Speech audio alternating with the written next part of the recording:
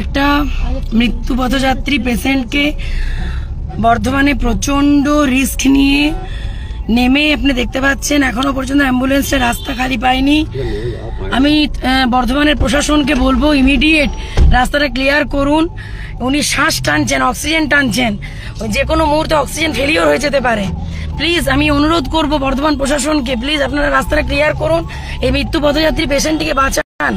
আমি নেমে পরে যতটা পারলাম চেষ্টা করলাম এবং রাস্তাটা অনেকটাই ক্লিয়ার করেছি, কিন্তু আমি আপনাদেরকে অনুরোধ করছি যে আপনারা প্লিজ রাস্তাটা ক্লিয়ার করুন, আপনারা রাস্তাটা ক্লিয়ার করুন। এভাবে মানে আপনারা জীবনহানি ঘটে যেতে পারে।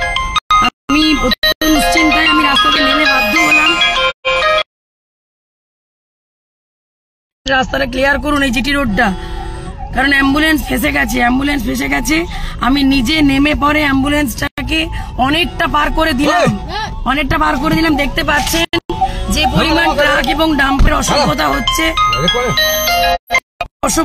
একটা করে সেকেন্ড শ্বাস গুনছেন। প্লিজ আমি প্রশাসনকে বলবো একটু আপনারা ব্যবস্থা নিন। আমি সবাইকে বলবো প্লিজ, আমি অনুরোধ করছি, দেখুন আমি আর কোনো হাতের কাছে অপশনস পাইনি, আমি তাই জন্য লাইভে আসতে বাধ্য হলাম যে আপনারা যারা আমার লাইভ ফলো করছেন একটু প্লিজ রাস্তাটা ক্লিয়ার করুন। একজন মৃত্যু পথযাত্রী পেশেন্ট, তার অক্সিজেন শ্বাস চলছে, লাস্ট মোমেন্টে শ্বাস চলছে, তাকে হসপিটালে বাঁচানোর জন্য আপনারা রাস্তাটা ক্লিয়ার করুন। যে পরিমাণ ট্রাক এবং ডাম্পারদের অসভ্যতা চলছে দেখতে পাচ্ছেন। আমার সমস্ত স্টাফদেরকে, আমার সিকিউরিটি সবাইকে নামিয়ে দিয়েছি যাতে ওরা রাস্তাটা ক্লিয়ার করতে পারেন। দেখুন ওই অ্যাম্বুলেন্সটি, ওখানে একজন মানুষ আছেন যিনি কিন্তু মানে শ্বাস টানছেন এবং অক্সিজেন সিলিন্ডার তার ফেল হয়ে গেলে তার জীবন চলে যাবে। এভাবে এরকম করে মানুষকে ঝুঁকি আপনারা প্লিজ এখান থেকে বাঁচান। আমি একটাই কথা বলবো, মানুষের জীবন সবার আগে। দেখুন এই রকম ভয়ঙ্কর জ্যাম, এই রাস্তায় এই জ্যামটা আপনারা প্লিজ ব্যবস্থা করুন, মানুষকে বাঁচার ব্যবস্থা করুন। অ্যাম্বুলেন্স আছে,